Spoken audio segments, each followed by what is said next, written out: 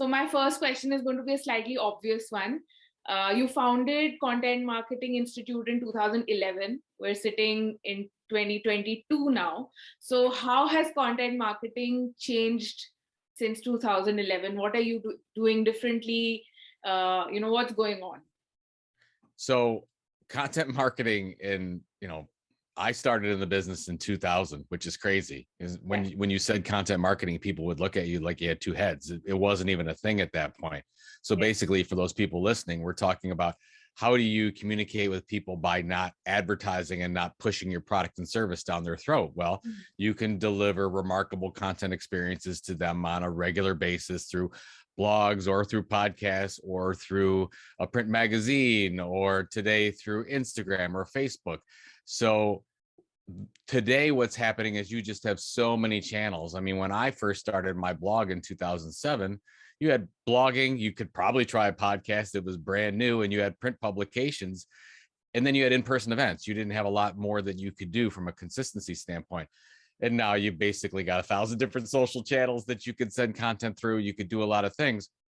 And where I think people are still, okay, great, we've got a lot of places we can put our content. I think the problem is you have a lot of businesses out there just thinking, hey, let's just throw content everywhere we can. So what's changed? What's changed is it's everywhere. People are talking about it. Most businesses are doing content marketing. The problem is most people are doing the same thing they were doing back when they started and just saying, oh, let's throw a blog out there. Let's throw a podcast and let's do all the things instead of focusing on being great with one or two of those things. So in 2022, you've got a lot of companies now that, yes, so a lot of people are struggling. They're still trying to figure it out. They're still trying to understand that, no, we don't have to talk about our products and services all the time. And then you've got some more sophisticated ones saying, we really need to act like media companies. Like they're hiring editors, they're hiring content production people, videographers. If you're looking at so this is around the world, where are most journalists going, where are most content creators going? If they're not working for themselves, they're going to non-media companies. So everyone's a media company today. We're all competing with each other. We're all competing for this attention economy thing. But I'm sure we'll talk about it. There's good ways to do it and bad ways to do it. And hopefully the people listening here, you'll think, okay, well, I can really make a positive impact on my customer by delivering non-product information. So they'll actually listen to me and they won't ignore me. So, I mean, it's great that you say this, because my next question was going to be around, the fact that one thing that we say at Pepper and we say to our clients, etc., is that, every company will be a content company. There are no two ways about it. And when you talk about companies and brands acting like publishers, I think that's what you're trying to say. So I want to dig a little deeper into that. So what is the publisher mindset, and what are, 3 or 5 things that a brand can do to act like a publisher? Sure. So first of all, let's put aside everyone listening to this. You have a product or service to sell. We're in the marketing game. We want to actually sell those products and services, but we have to realize that in order to keep attention and get attention, we have to be interesting. We have to deliver ongoing value. So you're kind of at this push and pull mentality. A recommendation is you can't boil the ocean with your content. You have to be very specific with the audience you're trying to reach and what you want to deliver. So my first recommendation is, let's say you're a business to business company and you have 6 or 7 decision makers, you have to just focus on one with your content. I mean, there's lots of different programs you can run, but who's that specific audience? What's their pain points? What keeps them up at night? And then be like a publisher. Create what we call a content mission statement or an editorial mission statement. Who are you targeting? What are you going to deliver on a regular basis? And then what's in it for them? What's the outcome for them? And you write that down. And then that's sort of the statement that you and your team live by. And then you go forward. So instead of going, oh, I want to do a podcast, or I want to do a blog, or I want to do videos, start with, what's your mission? Who's the audience? What are you going to deliver? And what is the outcome for that audience? It's very simple, right? But if you think about every great media company that's ever been created, they've started with not creating the content. They've started with the strategy and the mission. So that's what I want everyone to start with. And then once you do that, then you're like, okay, well, how am I going to take that mission and to make it real? Then you think about, okay, what's the best way we can start telling stories? Are we have more expertise in audio? Do we have people that are really good on camera so we can do some video? Or we have wonderful writers and journalists? So you can think about what your home base is. So instead of going and saying, I've got to do all the things, I got to do a podcast and a video series and a blog, and no, you don't. You can market your content lots of different ways, but I want your home base to be one thing. Start with doing one thing amazingly well. It's the best blog in your industry to that audience. It's the most impactful podcast in your industry to that audience. You have a regular YouTube series that's just unbelievable, whatever it is, right?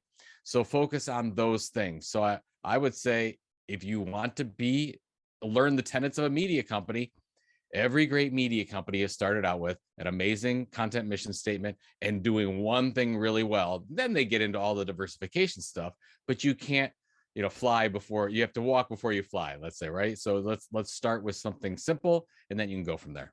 Yeah, I think that's where we kind of falter. I think we're in such a hurry to now embrace so many platforms. Yep. And so many formats that we lose sight of what we're trying to do. One of the things that now I hear very often, and I've heard it, earlier on the show as well. We invited someone from Drift and even HubSpot. I think there is content and community are now being kind of, they're two words that are spoken in the same breath. And I have heard a few talks by you also where you talk about community and building a community. And I would love for you to talk more about this. Sure. How do both kind of feed off each other? And is this the new thing that we need to be focusing on, community? Sure. So when I look at community, it's really, do you want to build an audience or a community? You can choose to do either. And so let me talk about the difference because it's important. Let's say that you are building let's say you have a podcast like we're talking about right now. So you have a podcast and you have an audience of 5,000 people. Are those people part of your community? Not necessarily. They're just listening to your information. They're hopefully getting value from it. And you're one to many. That is building an audience. If you say, okay, I want to take the next level and go to a community, that's where you really have to put some work in. That's where you've got some kind of online site. You've got multiple listening posts out there where you are really involved with that audience base. They are reaching out to you and you're getting back to them immediately. So for example, my company, The Tilt, we have a Discord community. So that's just like an online chat where we have 1,000 of our super fans and we talk to them on a regular basis. So our audience, so we have a newsletter at The Tilt, and then we send that newsletter to thousands of people. And then we go down the funnel, if you will, you go down to this community.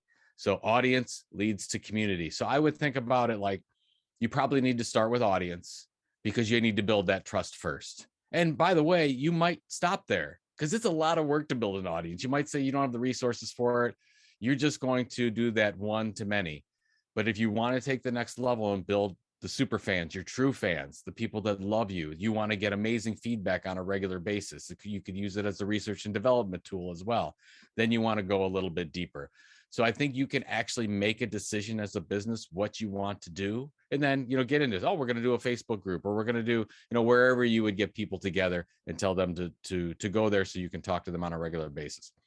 So as a business, make the decision what you want to do, but I would start with let's build that audience on that one platform first, and then we can say, well, do we want to build a community? Because by the way, there are a lot of communities already out there.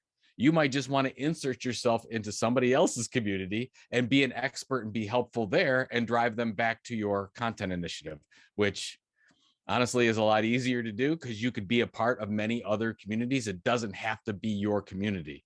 But if you feel like you want to take the step up, then absolutely you can build your own community.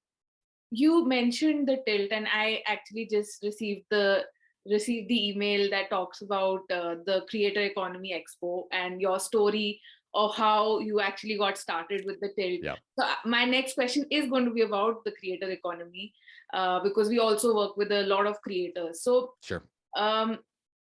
and especially in this post-COVID world, right? Like there's suddenly so much talk about the creator economy. So what can creators do to find success with content marketing? How can, and I know this is a very, it could potentially, it has many answers. It's a very Sure. long answer, but how can you in a concise way tell us, 2 or 3 things that content creators need to do uh, today to kind of how they can leverage content marketing Sure. um, and find success there?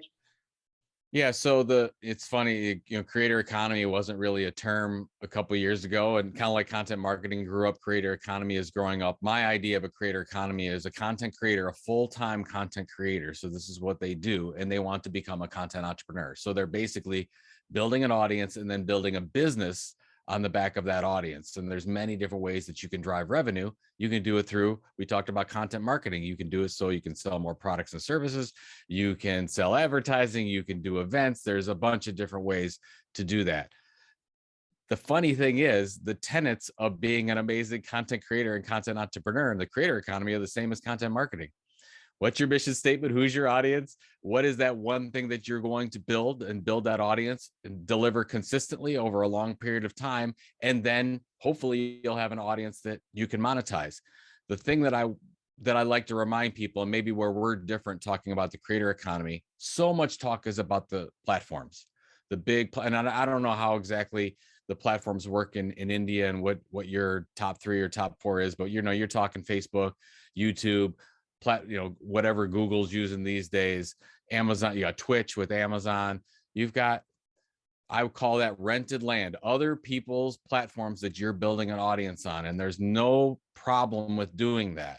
But I always have to remind content creators that, let's say that you have a Facebook group and that's where you're building your audience. Well, Facebook controls all that messaging. Those are Facebook's connections and you're renting them. Facebook can block you at any time. They can change the rules at any time. Not saying they will, but they have. Twitter changes their rules all the time. Facebook does, YouTube does. I know a couple of people that just got booted off the YouTube platform and they didn't understand why. This stuff happens. So, and this is good. This is important for all businesses. If you use those social platforms, that rented land, you have to have some strategy to move off of that or to get what I would say first party data, email addresses. So I love an email list. People say, oh, you're old school, Joe. You're still talking about email. Email is still amazing. I just saw some research that said the average business person is still subscribed to about 10 different email newsletters that they read on a regular basis. Email still works. Is it tougher to get through all that clutter? Absolutely. So you have to create an amazing email newsletter. So my advice is, if you build on another platform like Instagram or something like that, then you have to say, okay, what's the strategy to build something that we have more control over, that we can have direct connections with our audience? And that's sort of about, Natasha, I'm talking to everyone saying, please don't just have your strategy on other people's property. Have something at the end of the day. So if those platforms decide to change all the rules, then you actually have something left with to talk to your customers. You talked about clutter and breaking through the clutter in an inbox. But I have a question around something that I often feel, I'm always debating whether this whole thought leadership thing is overdone. Uh, Yep. I think now in this COVID world, I feel like everyone's doing these courses, so anyone is going to teach you to do anything. Yep. And secondly, everyone is a thought leader. So my question to you is that, do you think that things like thought leadership, all of this is going to eventually not mean anything, or is there a strategy or a mindset there to win, right? Like to Yep. genuinely be a thought leader. So what distinguishes the fakes from the real thought leaders? Yep. So, I mean, thought leadership, whether you like the term or not, or whether we think it's old, I mean, it's been around forever. It's all about trust, right? Really, all we're trying to do is build trust with our prospects and with our customers. And if that makes you a thought leader, fine. But a business doesn't care if they don't want to necessarily be, oh, we need to be a thought leader. I mean, you hear marketing people talk about that. I do. But do you really care? No. What you want to do is you want to build trust. Okay, that's what behavior do you use so that there is trust, or there's a possibility of trust? And that's what it gets down to. Two things. One is, what's your hook? We call it a content tilt. What's your differentiation? What makes you special? And I know you run into this all the time. You have companies in the same market, targeting the same audience, talking about the same thing. Well, you'll never break out and create trust by doing that, because you're talking about something that, oh, great, somebody else is talking about that. So if you look at that, and you really have to spend some time on that, what really makes you different? And that's, you might have to go really niche when you do that. And then once you figure that out, it's all about consistency. And this is why it's content marketing, content creation is a long game. This is a marathon and it's not a sprint. So most people, and you know this really well, they'll start a content program and they'll go 6 months and they'll say, where's the results? Like, I've been doing this for 6 months. And I'll say, only 6 months? Like, come on. It takes, like, if you're going to build a business, so if I'm talking to a content creator and you're going to build a business off of content, minimum 12 to 18 months just to figure out if you've got this thing right. Because it takes a long time. If you look at how long it takes to build a media company, I grew up in media, and generally we did 3-year plans. Why did we do a 3-year plan? Because it takes a long time to build trust and build an audience. So when you find that base, when you find that one thing that you're going to deliver from that content tilt, then you say, I need to deliver this consistently over a long period of time. That's how thought leaders are born. That's how you get trust. And while everyone else is stopping at doing their campaigns at 3 months and 6 months and 9 months, you're still going at 12, 15, 18, 24 months. I mean, you mentioned at the beginning, you talked about Content Marketing Institute. We did 22 months of blogging every day, 22 months, until I really felt that we had a business. Now, and then from there, as you know, it just took off and everything was amazing. But if you'd have said, Joe, look at 9-month mark, how are you doing? I'd have said, I don't have enough results yet. It's not been long enough yet. We're just starting to build our audience and find our content tilt and things like that. So back to your question, what's your differentiation? And then you need to deliver consistently. And I would just challenge anyone listening to this, if you're in it for the short term, 3 months, 6 months, 9 months, go advertise, go interrupt people, go do something else. Content marketing, you really need to spend a lot of time and energy on, and really commit to delivering amazing experiences to your customers on an ongoing basis. So when you talk about, and we're all kind of facing this dilemma, right? We want to scale content and you want to build something as an individual or as a business. And your latest book, Content Inc., the subtitle is Start a Content First Business, Build a Massive Audience, and Become Radically Successful with Little to No Money, which I do not understand. And, and I would love for you to tell us how that can happen. I mean, I know we have to buy the book, which is insanely expensive in India, by the way, Joe. Is it really? Oh, that's terrible. But that aside, yeah, so how does one scale content with little or no money or little resources? Okay, so let's get to, if you are a one-person team and you have no money at all, you have to do a lot yourself. Let's just put it out there. Like, you have to do all the keyword research, you have to do all the R&D on your audience, you have to do all the writing, all the editing, all the things. So can you do this? I mean, when I started in 2007, it was just me blogging for the first couple of years. I didn't spend a lot of money on it because I did all the work. It's a full-time job doing that. So it is possible to do that. But if you're a business, you're going to want to hire the right people, get the right contractors in, do a lot of the things so you can focus on strategy and focus on your customers. So if you look at, okay, what if it's just writing? So we're just talking about one thing. Yeah, you have to look at your keywords. You have to look at what our differentiation area is. I mean, just from a keyword standpoint, you might have 100 to 150 rolling keywords that you're looking at on a regular basis to figure out which content you need to create, to figure out how you can answer your customers' questions ongoing. So again, I would say if you don't have a lot of budget, it's just going to take longer. It's just honestly just going to take longer because you don't have the money to market the content. That's the differentiation. So if I was going to look at a big brand, so at Content Marketing Institute, we used to work with big $1 billion companies. Why do billion-dollar companies have an advantage over a small content creator? Because billion-dollar companies market the content. And that's what a lot of people forget is you can't just create a blog post, do a podcast, or do a video and just put it out there and hope it organically reaches things. Sometimes you'll get a hit, but most of the time you don't. How are you really going to make it is you're going to put marketing against that content and get that out there. So if you just started this thing and you said, okay, 100% of my budget, what do I spend on content creation versus marketing? At the beginning, it's probably 30-70, 30 content creation, 70% marketing of the content. Now, once you build an audience, you can change that a little bit. So once you have, at Content Marketing Institute, once we had 100,000 subscribers, we didn't have to market to get people anymore. It naturally would grow itself. So I think that's the differentiation is that if you're saying, well, how much money should I spend? It's how quickly you want this to happen and how much you want to put marketing behind the content. No, it's interesting you talk about distribution because I often see that people have content marketing strategies and they plan stuff, and distribution is such an afterthought still, yep. Right? Like, and I think yes, that's where that's a big miss. Okay, so my last question for you, we've talked about how things were in 2011, 2007 when you started. We've talked a bit about what is happening right now.